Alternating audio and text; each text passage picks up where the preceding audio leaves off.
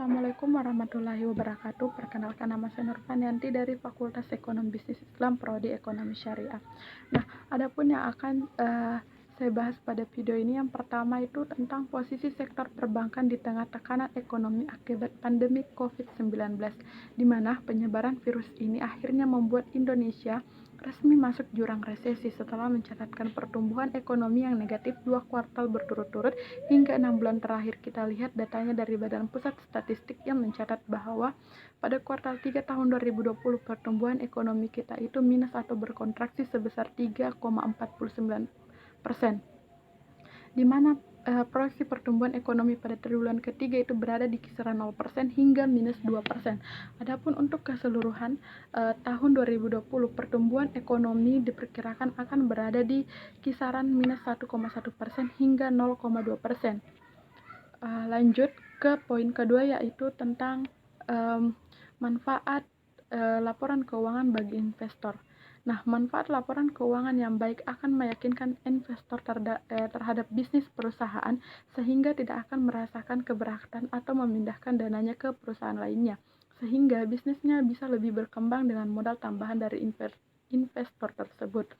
Laporan keuangan menyajikan informasi tentang kondisi perusahaan yang meliputi aktiva, kewajiban, ekuitas, pendapatan, dan beban termasuk keuntungan serta arus kas. Laporan keuangan juga bertujuan untuk menunjukkan hal-hal yang telah dilakukan manajemen sehubungan dengan sumber daya yang telah dipercayakan agar para pemakai laporan keuangan bisa mengambil keputusan untuk investasi, penjualan saham, atau penggantian manajemen untuk tahapan selanjutnya.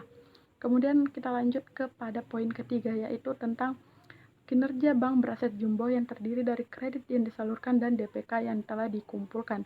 Nah, saya mengambil sampel dari Bank Rakyat Indonesia, di mana bank ini memiliki aset terjumbo atau terbesar di tanah air dan baru saja merilis kinerjanya pada hari Rabu tanggal 11 November 2020 kemarin, di mana sampai September 2020 atau per kuartal 3 2020 BRI ini masih mencakup 1.447,85 triliun rupiah atau naik sebesar 10,9% secara tahunan. Yang kita lihat dari sisi kreditnya, di mana penyaluran kredit salah satunya itu di kuartal pertama tahun 2020, kemudian ke kuartal 2 itu memang ada sedikit penurunan angkanya dari 930,73 triliun menjadi 922,97 triliun.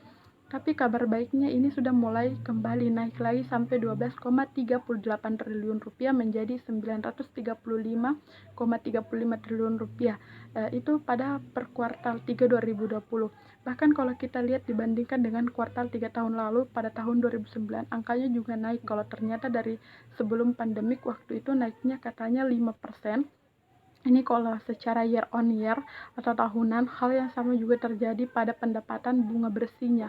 Karena salah satu penopang utama pendapatan perbankan di 3 bulan pertama, kita lihat BRI ini memperoleh pendapatan bunga bersih sebesar 20,97 triliun rupiah, kemudian naik lagi di kuartal kedua menjadi 36,5 triliun rupiah.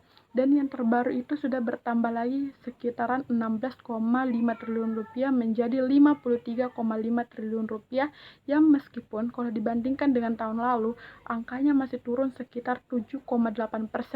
Kalau dibandingkan dengan kuartal 3 tahun 2019, dari September 2019 itu dana pihak ketiga yang dikumpulkan oleh bank angkanya terus mengalami pertambahan dari awalnya 1028,9 kuartal pertama menjadi 1072,5 triliun rupiah di kuartal kedua. Kinerja dengan berbagai pertumbuhan yang positif inilah BRI akhirnya berhasil membukukan laba bersih sehingga 14,12 triliun rupiah per kuartal 3. Kemudian dengan periode yang sama di tahun lalu laba bersih BRI ini naik kalau dibandingkan perkuatan dibandingkan dengan kuartal 2 tahun 2020 yang tercatat sebesar 10,17 triliun rupiah. Itulah tadi yang dapat saya sampaikan tentang laporan dari kinerja bank beraset jumbo yang terdiri dari kredit yang disalurkan dan DPK yang dikumpulkan. Di sisi lain, manajemen bank itu harus mengambil kebijakan memaksimalkan porsi laba ditahan sebagai tambahan modal agar perbankan tanah air tetap mampu bertahan di tengah berbagai tekanan dan masih mampu